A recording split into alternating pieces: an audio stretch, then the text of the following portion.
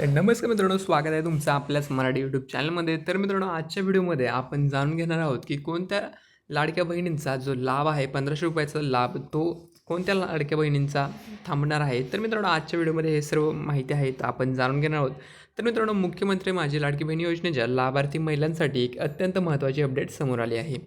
तर मित्रांनो, राज्य सरकारने आता या योजनेच्या नियमावलीतील मोठी कडक अंमलबजावणी सुरू केली आहे. केवळ पात्र ठरलेल्या महिलांनाच दरमहा ₹1500 हप्ता मिळणार आहे. विशेष म्हणजे ज्या महिलांनी अद्यापही KYC प्रक्रिया पूर्ण केलेली नाही किंवा ज्यांच्या अर्जात त्रुटी आहेत, त्यांना दुरुस्तीसाठी 30 एप्रिल 2026 पर्यंतची शेवटची मुदत देण्यात आली आहे. 30 एप्रिलपर्यंत शेवटची संधी. तर मित्रांनो, जिल्हा महिला व बालविकास कार्यालयाने दिलेल्या माहितीनुसार ज्या महिलांच्या KYC प्रक्रियेत त्रुटी आहेत, त्यांना दुरुस्तीसाठी 30 एप्रिल 2026 पर्यंत मुदत देण्यात आली आहे. ही मुदत संपल्यानंतर मे महिन्यापासून निकषात न बसणाऱ्या सर्व महिलांची नावे लाभार्थी यादीतून कायमची वगळली जाणार आहेत. त्यामुळे ज्या महिलांना मे महिन्यात ₹1500 मिळणार नाहीत, त्यांनी आपण अपात्र ठरलो आहोत असे समजावे, असे अधिकाऱ्यांनी सांगितले आहे. त्यानंतर पडताळणीत काय समोर आले? विधानसभा निवडणुकीपूर्वी सुरू झालेल्या या योजनेत लाभार्थी महिलांची संख्या मोठी होती. मात्र 21 ते 65 वयोगटातील अटी आणि 2.5 लाखांच्या उत्पन्न मर्यादेच्या निकषात अनेक महिला बसत नसल्याने पडताळणीत समोर आले आहे.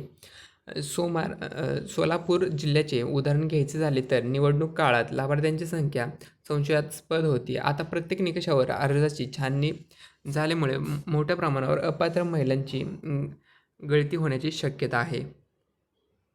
यानंतर या महिलांचे ₹1500 कायमचे थांबणार. KYC म्हणजे या व्हिडिओमध्ये आपण आपला जो टॉपिक आहे, म्हणजे कोणत्या महिलांचे जे पैसे आहेत ते थांबणार आहेत, ते आपण इथं जाणून घेत आहोत. तर मित्रांनो, पहिला आहे की KYC अपूर्ण असणे. ज्या महिलांनी आधार कार्ड आणि बँक खाते लिंक करून KYC प्रक्रिया पूर्ण केलेली नाही, त्यांचे देखील इथे आपल्याला जे पैसे आहेत ते थांबण्याची शक्यता आहे. त्याच्यानंतर आहे ती चुकीची माहिती भरलेली. तर अर्ज भरताना नाव, आधार क्रमांक किंवा बँक तपशील चुका असणे. त्यानंतर आहे 4 चाकी वाहन. लाभार्थी महिलेच्या नावे किंवा कुटुंबाकडे 4 चाकी वाहन असल्यास त्यांचे देखील जे ₹1500 जो लाभ आहे तो बंद होण्याची शक्यता आहे. त्यानंतर उत्पन्न मर्यादा. कुटुंबाचे वार्षिक उत्पन्न 2.5 लाखापेक्षा जास्त असेल तरी देखील यांना देखील शक्यता आहे की त्यांचा जो लाभ आहे तो बंद होऊ शकतो. तर त्याच्यानंतर आहे वयोमर्यादा. तर याच्यामध्ये आपल्याला वयोची मर्यादा दिलेली आहे ती 21 वर्षापेक्षा कमी आणि 65 वर्षापेक्षा जास्त वय असणे. आणि त्यानंतर इतर योजनांचा लाभ. तर मित्रांनो, केंद्र किंवा राज्य सरकारच्या इतर वैयक्तिक आर्थिक लाभ योजनेचा लाभ घेत असलेल्या महिलांचा देखील हा जो लाभ आहे लाडक्या बहिणीचा, तो देखील हा बंद होण्याची शक्यता आहे.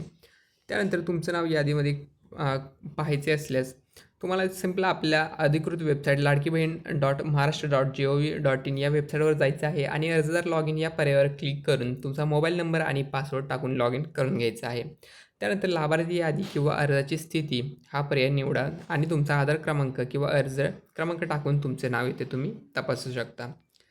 शेतकरी आणि सामान्य कुटुंबांसाठी सूचना. ज्या महिला खरोखर पात्र आहेत त्यांची कागदपत्रे KYC योग्य आहे, त्यांचे पैसे थांबणार नाहीत. मात्र ज्यांनी अद्याप KYC किंवा त्रुटी दुरुस्त केलेली नाही, त्यांच्याकडे 30 एप्रिलपर्यंत ही शेवटची संधी आहे. त्यानंतर मात्र तुमचे नाव कायमचे वगळले जाऊ शकते.